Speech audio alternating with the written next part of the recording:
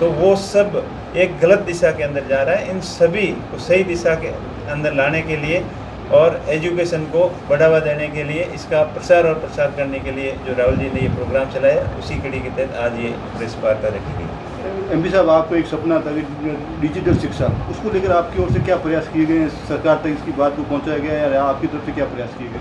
देखिए, मैंने digital education के लिए डिजिटल बोर्ड स्कूलों के अंदर ज़्यादा से ज़्यादा लगे। मैंने देखा कि ग्रामीण स्कूलों में और शहर की स्कूलों में क्या फ़र्क है। तो बेसिक फ़र्क इंफ्रास्ट्रक्चर का तो बेसिक फ़र्क है ही है। उसके साथ साथ में ये एक नई चीज़ देखी, तो इसका प्रयास किया कि गांव तक जाए, और सरकारें भी अभी ध्यान दे रही है। तो कुछ स्कूलों के अंदर इसकी अलग अलग स्कीम के अंदर डिजिटल बोर्ड सरकार की तरफ से भी लगाए जा रहे हैं। और मैंने जो एमपी कोटे थे और एमएलए साहब ने भी कई लोगों ने इसको अपनाते हुए स्कूलों के अंदर ज़्यादा से ज़्यादा डिजिटल बोर्ड लगे, और डिजिटल एजुकेशन बच्चों जहाँ स्टाफ कम है और ये एक नई पढ़ाने का जो तरीका है, कोई भी नई चीज़ आती है तो वो बच्चों तक जल्दी पहुंच जाए इंटरनेट के माध्यम से, और बच्चे ऑनलाइन क्लास से जुड़कर भी अच्छे मेहनत करके आगे बढ़ सकते हैं। तो इस दिशा में एक सकारात्मक पहल थी। ये छोटा सा प्रयास था, लेकिन हमारी मॉरल रिस्पॉन्सिबिलिटी भी बनती है कि जिस प्रकार हम धार्मिक प्रोग्रामों के अंदर और भी अन्य सामाजिक प्रोग्रामों के अंदर बढ़ चढ़ कर खर्च करते हैं, तो अगर उसी कड़ी के अंदर एजुकेशन के प्रति अपन खुद का सहयोग करें तब भी काफ़ी अपना बदलाव ला सकते हैं। पिछले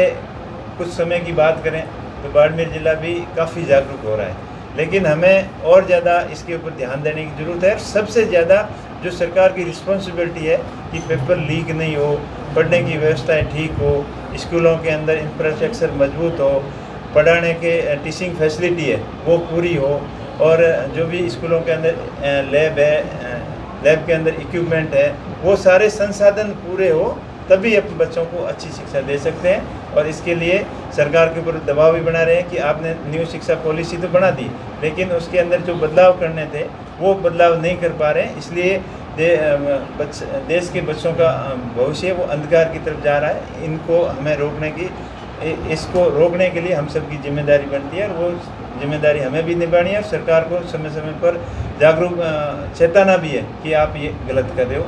इसी कड़ी में एक ये जागरूकता अभियान चल रहा है। ठीक है, ओके सर, हमें गर्व है कि आप सारे सांसदों में से वो सांसद है जिसने 80% से ज़्यादा जो सांसद निधि का पैसा शिक्षा के ऊपर खर्च किया है। तो इस बाबत आप अन्य जो सांसद है, विधायक है, उनके लिए क्या कहना चाहेंगे?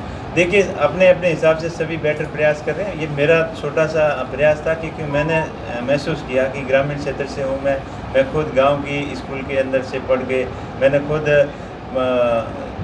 12वीं के बाद में बड़े सिटी के अंदर गया, और 8वीं की शिक्षा मेरी गांव के अंदर हुई। तो गांव की स्थितियां कैसी है वो मैं समझता हूं, और मेरे जैसे और भी लोग हैं जो गांव की परिस्थितियों को भली भांति समझते हैं, वो सभी इसी कड़ी के अंदर प्रयास कर रहे हैं। और मेरा ये सरकारी योजनाओं के साथ साथ सामाजिक कार्यकर्ताओं को, जो भी सक्षम लोग हैं, उनको भी साथ साथ में अपील रहती है कि इस दिशा के अंदर ज़्यादा आप प्रयास करें कि एजुकेशन अपने स्टैंडर्ड मजबूत होगा, तभी अपना देश की नींव मजबूत होगी। ओके। संसद के मानसून सत्र के अंदर आप शिक्षा में बदलाव, नीट पेपर लीक के खिलाफ आपकी बिल्कुल यही रहेगी कि बार बार ऐसी घटनाओं का फेस बच्चों को नहीं करना पड़े। इसके लिए सख्त पॉलिसी हो और पॉलिसी के अंदर बदलाव हो, और जो जिम्मेदार लोग हैं जिनने बार बार ये गलती करते हैं उनके ऊपर वो अपनी जिम्मेदारी ले, और जिसने भी गलती की है उनको सख्त से सख्त उनके ऊपर कार्रवाई हो, ताकि ऐसी घटनाओं की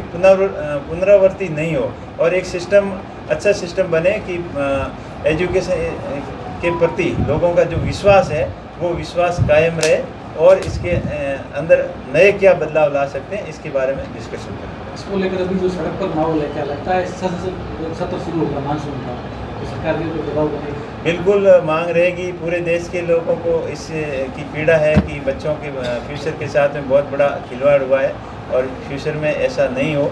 और इसके साथ साथ अन्य जो भी परीक्षाएं कंपटीशन की है, या जो भी परीक्षाएं होती है, बड़े लेवल की परीक्षा हो या छोटे लेवल की परीक्षा हो, परीक्षा एकदम पारदर्शी हो, और सबको अपने हक और अधिकारों की रक्षा के लिए उनके साथ में किसी भी तरीके का खिलवाड़ नहीं हो।